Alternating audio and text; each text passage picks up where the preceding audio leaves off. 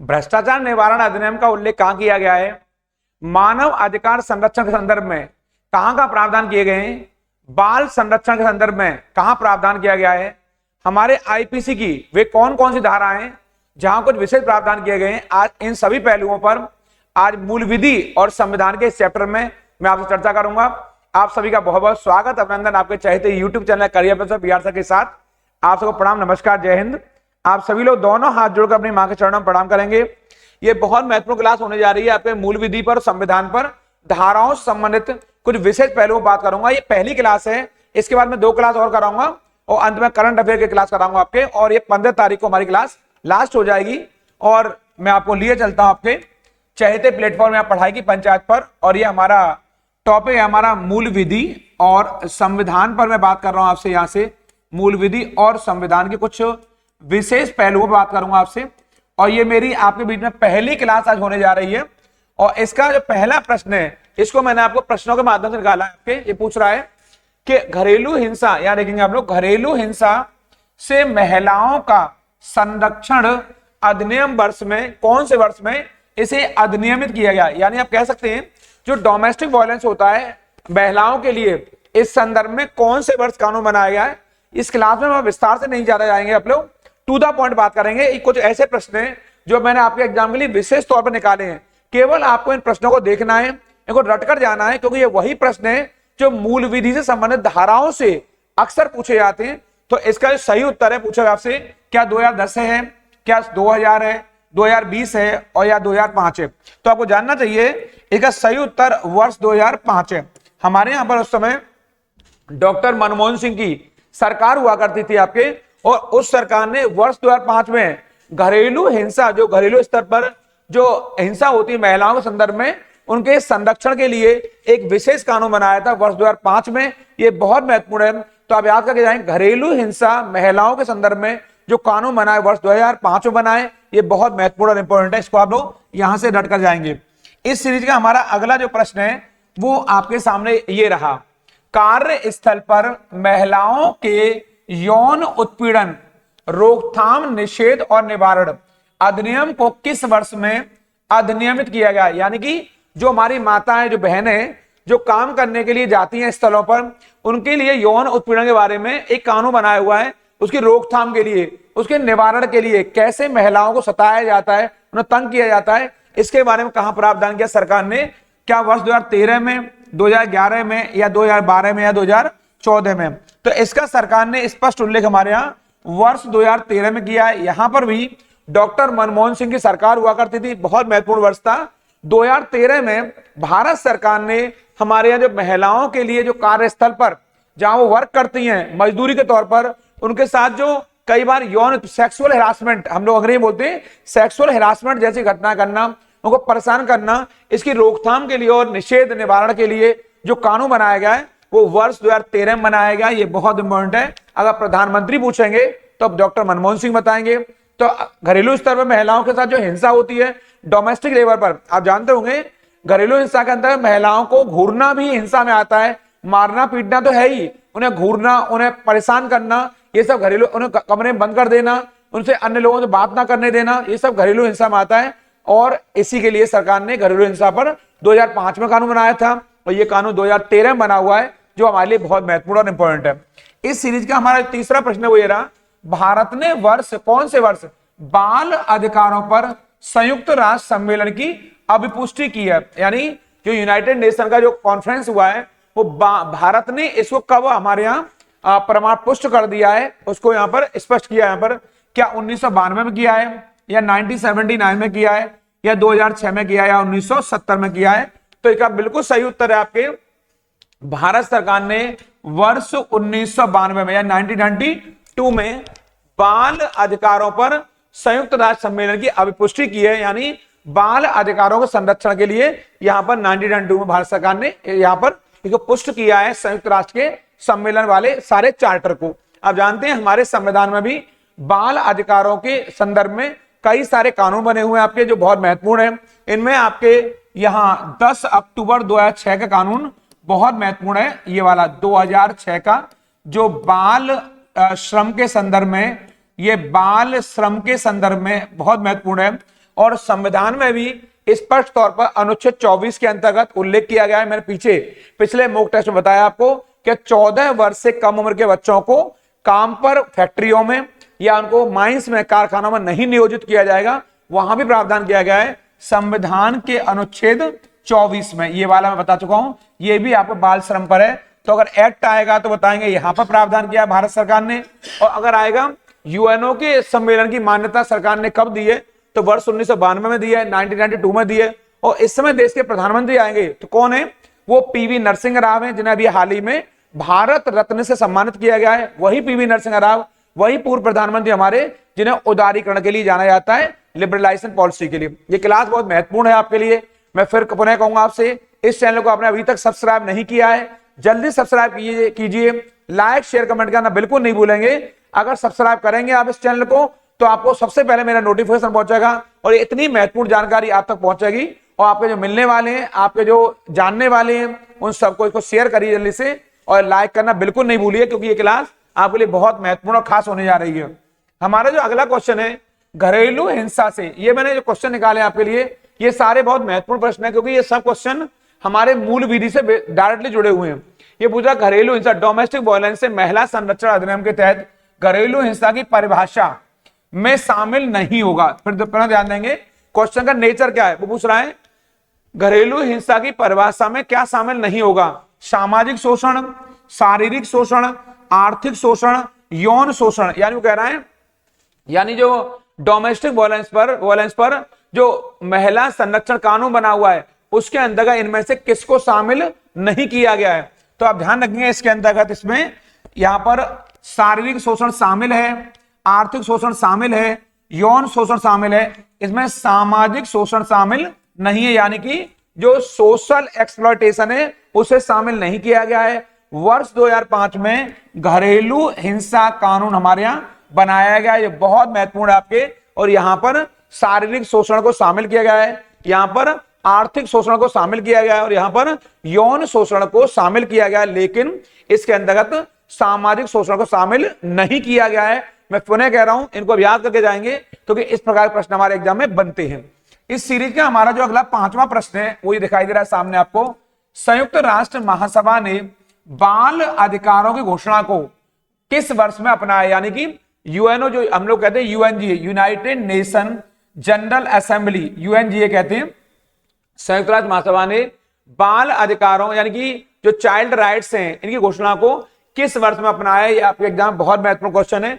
इस प्रकार के एग्जाम क्वेश्चन पूछता है कि 1958 है कि 1960 है, 1957 है कि 1959 है। इसका सही उत्तर है 1959, यानी कि बाल अधिकार घोषणा को वर्ष 1959 में संयुक्त राष्ट्र महासभा यानी कि UNGA, United nation general assembly द्वारा अपनाया गया है। और वर्तमान समय में यूएनजीए में कितने सदस्य हैं, कुल सदस्यों की संख्या 193। यानी क्वेश्चन आ जाए कि संयुक्त राष्ट्र महासभा में इस समय कितने सदस्य हैं, तो उनकी संख्या 193, जो बहुत महत्वपूर्ण है। और इसको वर्ष 1959 में 1959 में अपनाया गया है।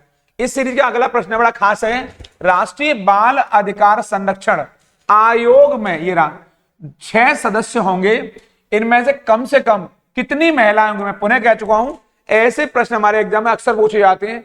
महिलाओं की संख्या पूछ रहा है, यानी राष्ट्रीय बाल अधिकार भारत में आपके जो हमारे यहाँ नेशनल चाइल्ड राइट्स जो आपके संरक्षण आयोग बना है, इनमें 6 सदस्य कुल। इनमें से महिलाओं की संख्या कितनी रखी गई है, क्या 4 महिलाएं होंगी, क्या 3 महिलाएं होंगी, 2 होंगी या 5। तो उनकी संख्या 2 महिलाएं हैं आपके, ये का सही उत्तर है। यानी कि कुल 6 सदस्य होंगे, जिनमें से जो महिला सदस्य हमारी होंगी उनकी संख्या कितनी होगी, 2 होगी।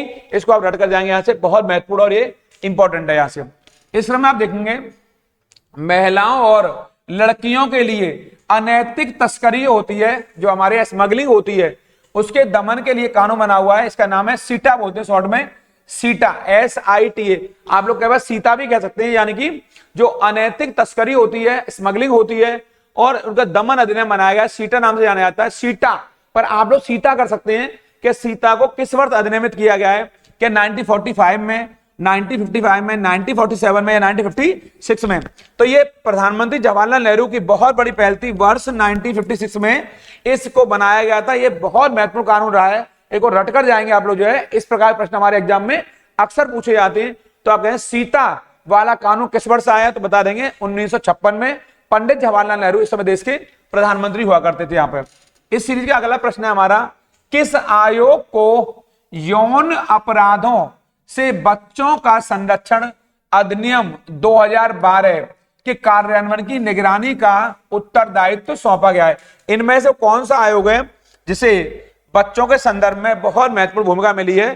क्या वो राष्ट्रीय महिला आयोग है, या मानवाधिकार न्यायालय है, या राष्ट्रीय बाल अधिकार संरक्षण आयोग है, या मानव अधिकार आयोग है? इनमें से कौन सा आयोग है जो बच्चों के संदर्भ में उनके संरक्षण के लिए विशेष कानून बनाता है? तो कौन सा है वो राष्ट्रीय बाल अधिकार संरक्षण आयोग है, जो बच्चों के लिए उनका कार्यान्वयन करता है, व्यवस्थाएं बनाता है, उनकी निगरानी करता है और उनके लिए नीतियों का निर्माण करता है, उनके लिए निगरानी रखता है आपके कि बच्चों के लिए हमें और क्या करना चाहिए, बाल संरक्षण को, जो चाइल्ड कंजर्वेशन है उसे कैसे बढ़ावा दिया जाए, उनके लिए कैसे अच्छा किया जाए, कैसे उनको सुरक्षा मुहैया कराई जाए। इस संदर्भ में यह आयोग समय समय पर अपनी रिपोर्ट भी देता है और सरकार इसी रिपोर्ट के आधार पर इनके लिए नियमों की रूपरेखा बनाती है। इस क्रम में हमारा जो अगला प्रश्न है, राष्ट्रीय मानवाधिकार आयोग, ये वाला, यानी NHRC यानी नेशनल ह्यूमन राइट कमीशन, उन घटनाओं के संबंध में शिकायतों पर ध्यान नहीं देगा जो शिकायतें दर्ज, यानी छोड़ दिया ऐसे डैश कर दिया यहाँ पर, कि अवधि से पहले हुई हो, यानी किस अवधि से पहले हुई हो जिन पर ये आपका ध्यान नहीं देगा। क्या 6 महीने, क्या 1 वर्ष, 2 वर्ष, या फिर 3 वर्ष? यानी कि जो NHRC है वो किस पर ध्यान नहीं देगा? तो आप बताएंगे 1 वर्ष। इसका उत्तर इसका 1 वर्ष है, यानी कि जो NHRC है वो उन घटनाओं के संबंध में शिकायतों पर बिल्कुल ध्यान नहीं देगा जो शिकायतें आपके 1 वर्ष की अवधि से पहले हुई हैं, यानी 1 वर्ष से पहले हुई होंगी तो उन पर हमारा NHRC ध्यान नहीं देगा। ये मानव अधिकारों के संदर्भ में ये भारत का सबसे बड़ा आयोग है। मैं बता चुका हूं पीछे, इस जो आयोग की स्थापना हुई है वो मैंने पीछे पढ़ाया मॉक टेस्ट में, आप लोग याद करिए इसको, और जब मैं अंत में जाऊंगा मैं तो बताकर ही जाऊंगा, ये आप याद करते रहिए। NHRC में कितने सदस्य होते हैं, इनका कार्यकाल क्या होता है, और इस आयोग की स्थापना किस वर्ष हुई है, इसका मुख्यालय कहाँ है, इन सबको माइंड में लाइए, क्योंकि मैं पीछे बता चुका हूं ये मॉक टेस्ट में। आपके अगर नहीं देंगे मॉक टेस्ट तो उनको मॉक टेस्ट देखिए। चैनल को सब्सक्राइब नहीं किया है, चैनल को सब्सक्राइब करिए, लाइक शेयर भी करते रहिए उसको आपके, और कमेंट के माध्यम से बातें बताइए आपको कि क्या आपको और चाहिए, क्योंकि कई बच्चों ने कहा धाराओं वाला वीडियो बनाइए। तो धाराओं पे IPC जो नए अभी हमारे नए कानून बने उस पर भी मैं आपके लिए वीडियो देने वाला हूं, वो भी आपके लिए बहुत महत्वपूर्ण और खास होने वाला है। तो इसका सही उत्तर क्या है? 1 वर्ष से आपके एक और हट के जाएंगे यहां से। इस टाइम में हमारा अगला जो 10वां प्रश्न है सीरीज का, ये रहा, राष्ट्रीय मानवाधिकार आयोग के अध्यक्ष, एक तो ये है और दूसरे ये सदस्य, इनकी नियुक्ति कौन करता है? भारत के राष्ट्रपति करते हैं, भारत के मुख्य न्यायाधीश करते हैं, ये लोकसभा गृह मंत्री करते हैं आपके, या केंद्रीय गृह मंत्री करते हैं। या इसका मतलब हुआ जो NHRC के जो चेयरमैन होंगे नेशनल ह्यूमन राइट कमीशन के, उसके अध्यक्ष मेंबर नियुक्ति कौन करता है? भारत के राष्ट्रपति, यानी प्रेसिडेंट ऑफ इंडिया। आप जानना चाहिए आपको, भारत के राष्ट्रपति नियुक्ति करते हैं इसकी। ये आयोग हमारे लिए बहुत महत्वपूर्ण है। वर्ष 1993 से हमारे यहाँ आयोग अस्तित्व में आया है। ये बहुत महत्वपूर्ण आयोग है हमारे यहाँ, और इस आयोग के द्वारा इन अध्यक्ष की और जो सदस्य होते हैं इसमें, इन सब की नियुक्ति भारत के राष्ट्रपति के द्वारा की जाती है। इसको रट कर जाएंगे क्योंकि ये बहुत इंपॉर्टेंट है। वर्ष 1993 से NHRC अस्तित्व में आया है, इसको आप देख के जाएंगे यहां से। इस सीरीज का हमारा जो अगला प्रश्न है वो ये है, संयुक्त राष्ट्र महासभा, वही UNG आपके, मानव अधिकारों की सार्वभौम घोषणा किस वर्ष पारित की गई दिखाई दे रहा है? कौन से वर्ष इसे पारित किया गया आपके? क्या इसको 6 अगस्त 1945 को, 10 दिसंबर 1948 को, या 10 अक्टूबर 1948 को, या 1 दिसंबर 1947 को? तो इसका सही उत्तर है आपके सामने दिखाई दे रहा है 10 दिसंबर 1948 को। यहां पर वेरी मोस्ट इंपॉर्टेंट है ये। इसको जो मानव अधिकारों जुड़े हुई जो आपका यूनिवर्सल जो घोषणा हुई है, सार्वभौम माने सबके लिए घोषणा हुई है, इसको 10 दिसंबर 1948 को पारित किया गया। इसीलिए प्रति वर्ष पूरी दुनिया में 10 दिसंबर को यहां पर अंतरराष्ट्रीय, ये रहा, अंतरराष्ट्रीय मानवाधिकार दिवस, कौन सा? अंतरराष्ट्रीय मानवाधिकार दिवस, ये रहा, के तौर पर मनाया जाता है प्रतिवर्ष। क्या तारीख को? 10 दिसंबर को। इसे बोलते हैं इंटरनेशनल ह्यूमन राइट्स डे। कब मनाया जाता है? 10 दिसंबर को। मैंने पीछे अपने मॉक टेस्ट सीरीज में आपको पढ़ाया है कि पूरी दुनिया में अंतरराष्ट्रीय मानवाधिकार दिवस इंटरनेशनल ह्यूमन राइट्स डे कब मनाया जाता है, तो आप बताएंगे 10 दिसंबर को, क्योंकि पूरी दुनिया के लिए इसी तारीख को 10 दिसंबर 1948 को इसे पारित किया गया है आपके संयुक्त राष्ट्र महासभा के द्वारा। इस सीरीज का हमारा 12वां प्रश्न है, वो आपकी स्क्रीन के ऊपर दिखाई दे रहा है सामने यहाँ पर, जो बोर्ड पर राष्ट्रीय मानवाधिकार आयोग मानव अधिकारों अधिनियम 1993, ये हमारा NHRC है। कौन है ये? NHRC है, नेशनल ये के तहत स्थापित एक कैसी संस्था है ये? क्या ये संवैधानिक निकाय है? क्या ये सांविधिक निकाय है? क्या कार्यकारी निकाय है? क्या ये उपयुक्त में कोई नहीं है? तो आपको जानना चाहिए, ये महत्वपूर्ण इसलिए क्योंकि जो NHRC है ये संवैधानिक यानी कि कॉन्स्टिट्यूशनल बॉडी नहीं है। इसका निर्माण संसद द्वारा एक विशेष कानून के अंतर्गत किया गया है, इसलिए कैसी संस्था है? सांविधिक निकाय। कैसी है? ये सांविधिक निकाय है, स्टैट्यूटरी बॉडी है आपके, लीगल, एक कानूनी बॉडी है आपके, क्योंकि संसद ने कानून द्वारा एक विशेष प्रस्ताव ला करके NHRC का गठन किया है, NHRC की स्थापना की है। हमारे संविधान में इसका प्रावधान नहीं है, इसलिए संवैधानिक संस्था नहीं है, ना ये कार्यकारी निकाय है। तो कैसी है? ये एक सांविधिक, वर्ड पर ध्यान देंगे, संवैधानिक नहीं है, ये सांविधिक है, अर्थात संसद द्वारा बनाए गए एक विशेष कानून द्वारा NHRC की वर्ष 1993 में स्थापना हुई है। इसको महत्वपूर्ण करेंगे यहां से, ये आपके एग्जाम के लिए इंपॉर्टेंट भी है यहां से। इस सीरीज का हमारा जो अगला 13वां प्रश्न है, ऐसे प्रश्नों को जरूर देखकर जाएंगे क्योंकि ये सारे प्रश्न आपके लिए बहुत खास होने जा रहे हैं। मानवाधिकार न्यायालय मानव अधिकारों के संरक्षण अधिनियम की किस धारा के अंतर्गत, यानी धारा पूछ रहा है यहां पर, किस धारा में इसको उल्लेखित किया गया आपके? क्या वो 35 है, क्या 20 है, क्या वो 25 है, क्या वो 30 है? यानी मानव अधिकार न्यायालय मानव अधिकारों के संरक्षण अधिनियम की धारा कौन सा है? सही उत्तर है 30। कौन सा उत्तर है? 30 सही उत्तर है। इसको आप रटकर जाएंगे क्योंकि इस प्रकार के प्रश्न पूछे जाते हैं। कितनी धाराएं पूछ सकता है आपसे, धाराओं की संख्या कितनी है, ये आपके एग्जाम में पूछी जा सकती है आपसे। किस अंतरराष्ट्रीय दस्तावेज को सभी मानव जाति के लिए अंतरराष्ट्रीय मैग्ना कार्टा, आप जानते हैं मैग्ना कार्टा का मतलब ही होता है ऐसा दस्तावेज जो अपने आप में अल्टीमेट हो, जिसका प्रभाव समाज के बड़े वर्ग में पड़ा हो। क्या वो संयुक्त राष्ट्र चार्टर है, या नागरिक और राजनीतिक अधिकारों पर अंतरराष्ट्रीय सम्मेलन है, या मानवाधिकारों का सार्वभौम घोषणा सम्मेलन है, या मानवाधिकारों पर यूरोपीय सम्मेलन है? यानी कि जिसको इंटरनेशनल मैग्ना कार्टा की उपाधि मिली हुई है, कौन सा है वो आपके? तो वो एक ही है यहाँ पर जो बहुत हमारे लिए महत्वपूर्ण है, मानवाधिकारों पर सार्वभौम घोषणा सम्मेलन। ये रहा ह्यूमन राइट्स पर जो एक सार्वभौम घोषणा सम्मेलन हुआ UNGA का, इसे हमारे यहाँ अंतरराष्ट्रीय मैग्ना कार्टा पूरी दुनिया में कहा जाता है क्योंकि इसका प्रभाव पूरी दुनिया पर पड़ा है। ये अंतरराष्ट्रीय स्तर पर मानव अधिकारों के लिए कार्य करने वाला सबसे बड़ा एक सम्मेलन रहा, और इसके तहत जहां भी दुनिया में मानव अधिकारों को लेकर कुछ हिरासमेंट हो रहा है या मानव अधिकारों को नुकसान पहुंचाया जा रहा है, तो वहां पर UNO का ये जो घोषणा सम्मेलन है, ये कहीं ना कहीं जो चार्टर में व्यवस्थाएं दी गई हैं उसके तहत उन्हें संरक्षण प्रदान किया जाता है। ऐसे प्रश्न हमारे एग्जाम, बार बार कह रहा हूं, बनते हैं, ऐसे एग्जाम क्वेश्चन आते हैं, इसलिए इन क्वेश्चन निगरानी करेंगे, क्वेश्चन बचने नहीं चाहिए आपसे यहाँ पे।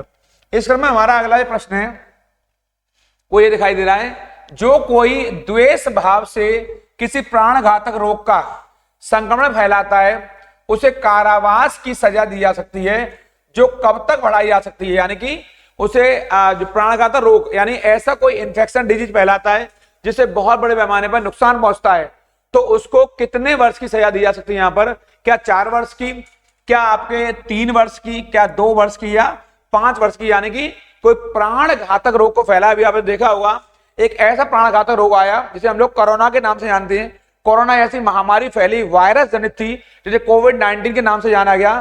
कुछ लोगों ने जानबूझ करके संक्रमण फैलाने का कार्य किया, लेकिन हमारे यहाँ पहले से ही कानूनी प्रावधान है और इसके लिए संविधान में स्पष्ट तौर पर 5 वर्ष के कारावास का प्रावधान है। यानी कोई व्यक्ति किसी ऐसी इंफेक्शन डिजीज को फैलाने का प्रयास करता है जिससे समाज के बड़े वर्ग पर उसका प्रभाव पड़ेगा और समाज में बड़े पैमाने पर उसके हानिकारक दुष्प्रभाव देखे जाएंगे, तो ऐसे व्यक्ति को ये 5 वर्ष के कारावास की सजा दी जाएगी।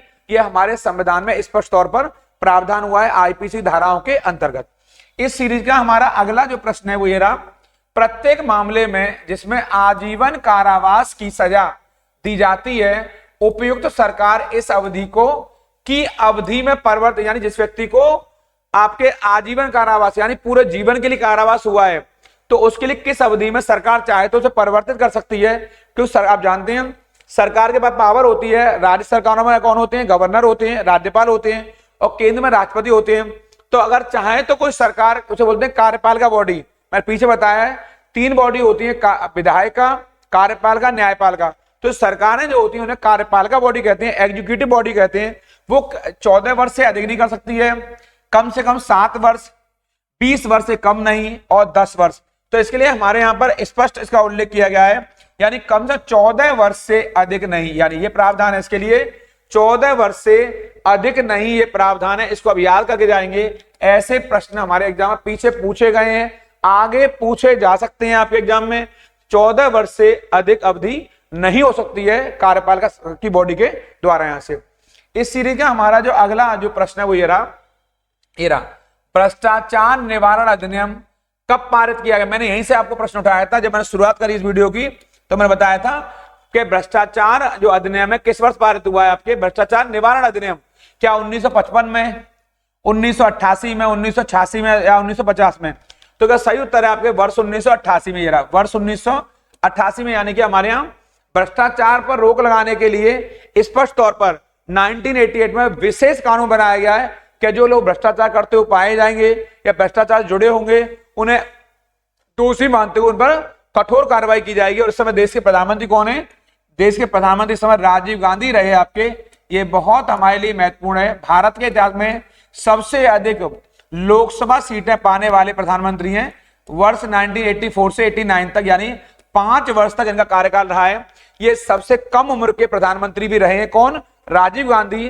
देश में अभी भी सबसे कम उम्र का प्रधानमंत्री कोई बना है तो कौन है? वो राजीव गांधी हैं। इनको रटकर जाएंगे। 1984 से लेकर के 1989 तक आपका कार्यकाल रहा है, बहुत महत्वपूर्ण है, इसको रटके जाएंगे। और इन्होंने ही भ्रष्टाचार निवारण कानून बनाया है कि भ्रष्टाचार में कोई लिप्त पाया जाएगा तो उस पर कठोर कार्रवाई की जाएगी। यहां से इस क्रम में हम लोग आगे चलेंगे।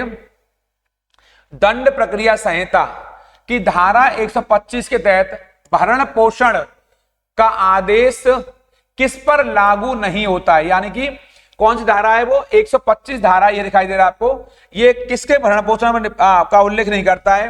क्या पत्नी के लिए है, क्या व्यभिचारिणी पत्नी के लिए है, या माता पिता के लिए, बच्चों के लिए? यानी हमारे यहाँ पर जो दंड प्रक्रिया संहिता है, जो हमारे यहाँ क्रिमिनल प्रोसीजर कोड है, उसके अंतर्गत ये प्रावधान पत्नी के लिए किया गया है कि आपको देना पड़ेगा। ये माता पिता के लिए आपको भरण पोषण की व्यवस्था करनी पड़ेगी, बच्चों के लिए आपको कानूनी तौर पर व्यवस्था करनी पड़ेगी। लेकिन व्यभिचारिणी स्त्री के लिए यह मामला नहीं होगा, इन पर लागू नहीं होगा। सही उत्तर क्या है इसका? बी सही उत्तर है। कौन सा उत्तर है? बी सही उत्तर है इसका।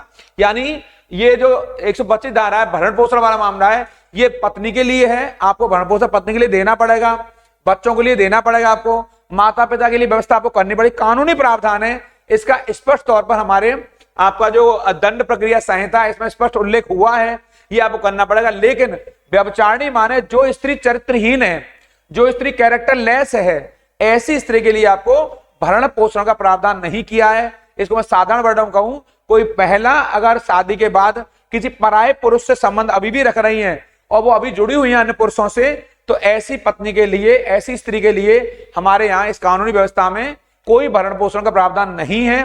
बाकी इनके लिए प्रावधान है। तो सही उत्तर क्या है इसका? बी है। इसको हम यहाँ से रट कर जाएंगे इसको।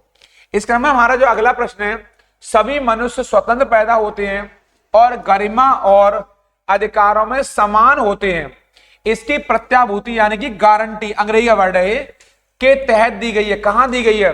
मानवाधिकारों की सार्वभौम घोषणा, संयुक्त राष्ट्र का चार्टर एक्ट, मानव अधिकारों पर यूरोपीय सम्मेलन, या नागरिक और राजनीतिक अधिकारों पर अंतरराष्ट्रीय सम्मेलन।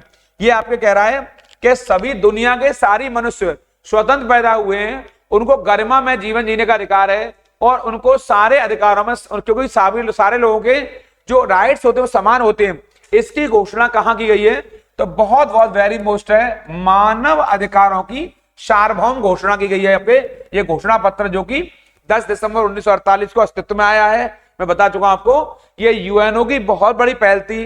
संयुक्त राष्ट्र सम्मेलन ने जो काम किया है अंतरराष्ट्रीय स्तर पर मानव अधिकारों के लिए, ये वाकई में काबिल तारीफ है और दुनिया भर के अधिकांश राष्ट्रों ने इसको फॉलो भी किया है। भारत भी इसी को फॉलो कर रहा है और फॉलो करते हुए भारत सरकार ने वर्ष 1993 में 1993 में अपने यहाँ राष्ट्रीय मानवाधिकार आयोग का गठन भी किया है, जो मानव अधिकारों पर कार्य करने वाली भारत की सर्वोच्च संस्था है, जो मानव अधिकारों के लिए वर्तमान में कार्य कर रही है। इस क्रम में हमारा जो अगला प्रश्न है इस सीरीज का, जो कोई भी स्वेच्छा से किसी भी स्थान पर माहौल को खराब करता है उसे आईपीसी की, ये इंडियन पेनल कोड की किस धारा के अंतर्गत दंडित किया जाएगा, कितने जुर्माने से। यानी कि जो जानबूझ करके किसी स्थान पर माहौल को बिगाड़ता है उसके लिए आपके, और क्या 500 रुपए का जुर्माना है, 1,000 रुपए जुर्माना है, 6 महीने तक की कैद है या 3 महीने तक की कैद है। तो आपको जानना चाहिए उस व्यक्ति के लिए यहाँ पर स्पष्ट तौर पर हमारे जो आईपीसी धारा है वो सीधी कहती है 500 रुपए तक का जुर्माना उस व्यक्ति के लिए दिया जाएगा। कई बार 6 महीने तक जेल होती है, या 6 महीने की जेल और 500 रुपए का जुर्माना दोनों एक साथ चल सकते हैं आपके। लेकिन ऐसे व्यक्ति के लिए जो जानबूझ करके किसी भी स्थान पर माहौल को खराब करना चाहते हैं, ऐसे व्यक्तियों के लिए 500 रुपए तक का जुर्माना का प्रावधान किया गया है। कई बार उनको सजा का प्रावधान भी है और मिनिमम 6 महीने की सजा दी जाती है आपके, लेकिन ज्यादातर मामलों में उन पर 500 रुपए का अर्थदंड देकर उन्हें छोड़ दिया जाता है, ऐसे लोगों के लिए जो जानबूझकर माहौल को खराब कर रहे हैं आपके। लेकिन यह मामला अगर हिंसक उठे या इस मामले के चलते अगर कहीं द्वेष पैदा हो जाए, बड़े पैमाने पर आपको आगजनी हो या अन्य मामले बनेंगे, तो यही धारा आईपीसी की यहाँ बदल जाएगी, उसमें कठोर दंड के प्रावधान है। उस पर मैं आगे अगले वीडियो में आपसे चर्चा करूंगा। आज आपको एक बहुत अच्छी सूचना बता रहा हूं, आज आरओ और एआरओ को पेपर हुआ है, जो आपके कल संडे को पेपर हुआ था आपके, और मैंने वो पेपर देखा। उस पेपर को देखने के बाद में, उस पेपर को देखते ही मुझे लग गया कि आपका जो भविष्य में पेपर आने वाला है वो बहुत अच्छा पेपर आने वाला है। हमारे अधिकांश बच्चे पेपर देखने के बाद बहुत खुश हुए हैं, क्योंकि मैंने जो पेपर पढ़ाया बच्चों को अभी तक वो सारे पढ़ाए पुलिस के क्वेश्चन है, लेकिन आरओ एआरओ के एग्जाम में बहुत क्वेश्चन एग्जाम में डायरेक्ट आए। तो इससे स्पष्ट हो रहा है कि जो पढ़ाया गया है वही प्रश्न आ रहे हैं जो मैंने आपको इस प्लेटफॉर्म में पढ़ाए हैं या ऑफलाइन क्लास में मैंने आपको पढ़ाया है यहाँ पर। तो ऑनलाइन के ज्यादातर क्वेश्चन आरओ एआरओ में आए, चूंकि यूपी से जुड़ा हुआ पेपर है हमारा ये, तो यूपी पुलिस के जो हमारा कांस्टेबल का एग्जाम होने वाला है उसके लिए शुभ संकेत है, अच्छी सूचना है। वहां से आपको भर भर करके एक बड़े पैमाने प्रश्न मिलने वाले हैं, इसलिए सजग हो जाइए। अभी तक आपने पुराने वीडियो नहीं देखे हैं तो अभी भी समय है आपके लिए, क्योंकि उन वीडियो को देखिए, रिवाइज करिए और जितना पढ़ सकते हैं करते रहिए आपके। अब मैं इसके आगे इसकी 2 क्लास और लूंगा आपसे, मूल विधि की और संविधान के ऊपर, यानी 3 क्लास पढ़ाऊंगा केवल आपको। उसके बाद करंट अफेयर पर 2 क्लास लूंगा, वो मैराथन क्लास होंगी, बहुत महत्वपूर्ण। वो एंड में 2 क्लास होंगी आपके लिए, वो मेरी मैराथन क्लास है, इसलिए लगातार चैनल से जुड़े रहिए। अभी तक यदि चैनल को सब्सक्राइब नहीं किया है तेजी से सब्सक्राइब करिए, लाइक शेयर कमेंट करना बिल्कुल नहीं भूलेंगे, और ऐसे लोगों का जरूर ख्याल रखिए जो आपका ख्याल रखते हैं। प्रणाम, नमस्कार।